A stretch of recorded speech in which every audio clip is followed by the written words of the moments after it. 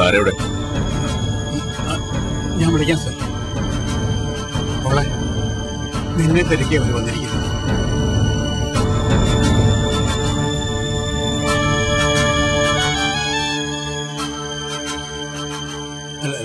എന്താ sir issue? ഇത് കുറച്ച് പഴയ കേസാ. ഒരു മിസ്റ്റീരിയസ് മർഡർ. കൊല്ലപ്പെട്ട ആളെ പറഞ്ഞാൽ താര അറിയും. ഒരു ഫ്രെഡി. ഇങ്ങനെ പല കാരണങ്ങളും പറഞ്ഞ് നിങ്ങൾ എന്റെ കുട്ടിയെ ദ്രോഹിക്കാൻ തുടങ്ങിയിട്ട് കാലം കുറെ ആയില്ലേ? ഇനി എന്തിനാ ഇവരുടെ പിന്നാലെ നടന്ന് ഇങ്ങനെ ശിക്ഷിക്കുന്നത്? എന്തെങ്കിലും സംശയത്തിന്റെ പേരിലാണെങ്കിൽ വേണ്ട. എന്റെ മോൾ ആരെയും കൊന്നിട്ടില്ല. അങ്ങനെ ഒരു സംശയം എനിക്കും ഉണ്ടായിരുന്നതാ. ഒരിക്കൽ ഈ കേസിൽ നിന്നും താര ഒഴിവാക്കിയതും അന്വേഷണം മറ്റു പലരിലേക്കും വഴിതിരിച്ചു വിട്ടതുമാണ്.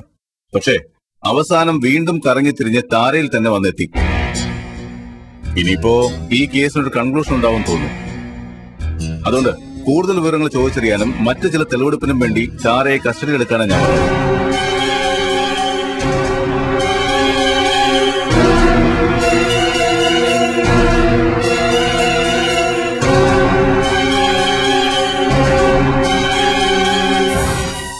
സാറിന് അവളോട് എന്തെങ്കിലും ചോദിക്കാനോ പറയാനോ ഉണ്ടെങ്കിൽ അത് ഇവിടെ വെച്ചാകാം. അല്ലെങ്കിൽ സാറ് പറയുന്ന സ്ഥലത്ത് ഞാൻ മോളെ കൊണ്ടുവരാം. ഇപ്പൊ ഇവിടുന്ന് അറസ്റ്റ് ചെയ്ത് കൊണ്ടുപോയി ഞങ്ങളെ നാണം കെടുത്തരുത് സാർ. അങ്ങനെ എല്ലാവരുടെയും സമയവും സൗകര്യവും നോക്കി ജോലി ചെയ്യാൻ നിന്നാ ഞങ്ങൾ പോലീസുകാർ കുഴഞ്ഞു പോകുമല്ലോ മിസ്റ്റർ. അങ്ങനെ ഒരു സൗകര്യം ഒരുക്കി തരാൻ നിങ്ങളുടെ മോൾ ഇന്ത്യൻ പ്രധാനമന്ത്രി ഒന്നുമല്ലല്ലോ. കൊലക്കേസിലെ പ്രധാന പ്രതിയാ. അത് മാത്രമല്ല, ചാർജ് ചെയ്യാനാണെങ്കിൽ രാജ്യദ്രോഹ കുറ്റം വരെ ഉണ്ട്. അത്രയ്ക്ക് മിടുക്കിയാ മോള്. മോളെ, ഞാൻ എന്താ ചെയ്യണ്ടേ? നീ ഇങ്ങനെ ഓരോന്ന് കാണിച്ചു കൂട്ടിയ ഇനി നിന്നെ രക്ഷപ്പെടുത്താൻ ഞാൻ ആരുടെ കാര്യം പിടിക്കണം? നീ തന്നെ പറ.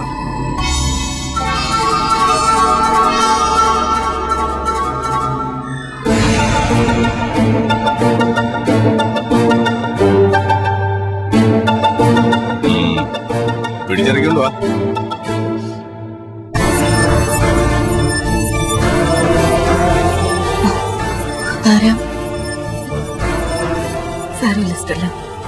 ഇവരുടെ ചോദ്യങ്ങൾക്കുള്ള മറുപടി എന്റെ കയ്യിലുണ്ട്. ഞാൻ കുറ്റം ചെയ്തിട്ടില്ലെന്ന് എനിക്ക് ഉറപ്പാ. ആ സ്ഥിതിക്ക് ഇവർക്ക് എന്നെ ഒന്നും ചെയ്യാൻ കഴിയില്ല. പോയിട്ട് വരാം.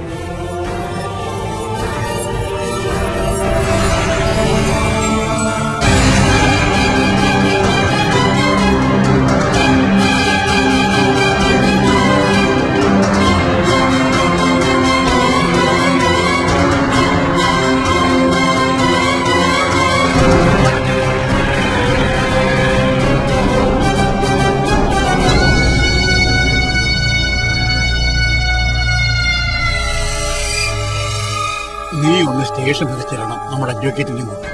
എന്തിന്? ഇതിപ്പോ നമ്മുടെ ജോലി കഴിഞ്ഞില്ല. ഇല്ലടാ, കഴിഞ്ഞിട്ടില്ല. ഞാൻ പറയുന്നത് നീ അങ്ങ് അനുസരിച്ചാൽ മതി.